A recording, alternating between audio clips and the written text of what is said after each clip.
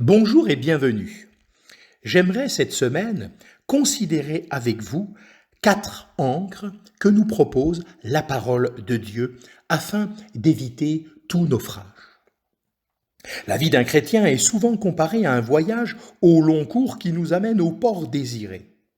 Au cours de ce voyage, nous avons des périodes plutôt tranquilles et d'autres avec des vents contraires et des vagues menaçantes. Les situations de nos vies personnelles peuvent être assez différentes. Pour l'un, la mer est extraordinairement agitée. Pour l'autre, elle est pour le moment plutôt calme. Dans tous les cas, nous savons que Dieu ne nous a pas promis une traversée calme. Même si aujourd'hui le soleil brille, demain, il peut en être tout autrement. Les Actes des Apôtres relatent un voyage en bateau de l'apôtre Paul qui commença tranquillement et se termina en tempête. Au départ, un vent du sud soufflait doucement, mais peu après, un vent orageux nommé Euraclydon s'est levé. Nous trouvons cela en Acte 27. Nous pouvons faire des applications de ce voyage en bateau de Paul à nous-mêmes et à notre vie personnelle. Faisons ressortir quelques détails de cet événement et appliquons ces choses à notre vie pratique. Dans le texte, l'auteur mentionne 4 ancres qui devaient être jetées par les matelots afin d'éviter que le bateau ne s'échoue sur les rochers. Ces ancres devaient immobiliser le bateau dans la tempête pour éviter le naufrage.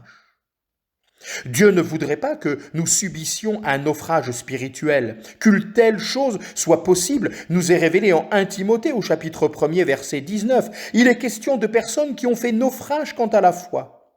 Les causes d'un tel naufrage peuvent être diverses, et ça n'est pas l'objet de notre partage. Pourtant, il est évident que nous pouvons rencontrer un bon nombre d'écueils, de récifs qui pourraient nuire à notre vie. Quelques-uns sont apparents, d'autres cachés. C'est pourquoi ils sont plus dangereux.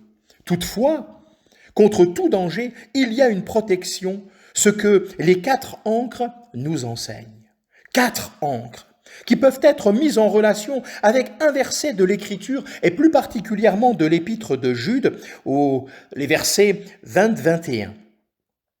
Il nous est dit, « Mais vous, bien-aimés, vous édifiant vous-même sur votre très sainte foi, priant par le Saint-Esprit, conservez-vous dans l'amour de Dieu, attendant la miséricorde de notre Seigneur Jésus-Christ pour la vie éternelle. » Dans ce passage, nous trouvons les 4 moyens de protection qui sont à notre disposition, et ce, chaque jour.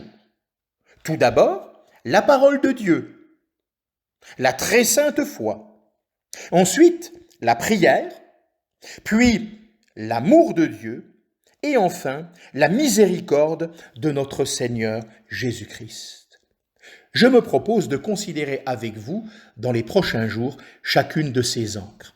Je tiens à préciser que cette méditation est tirée du livret Le Messager évangélique de mars-avril 2019. Que Dieu vous bénisse richement.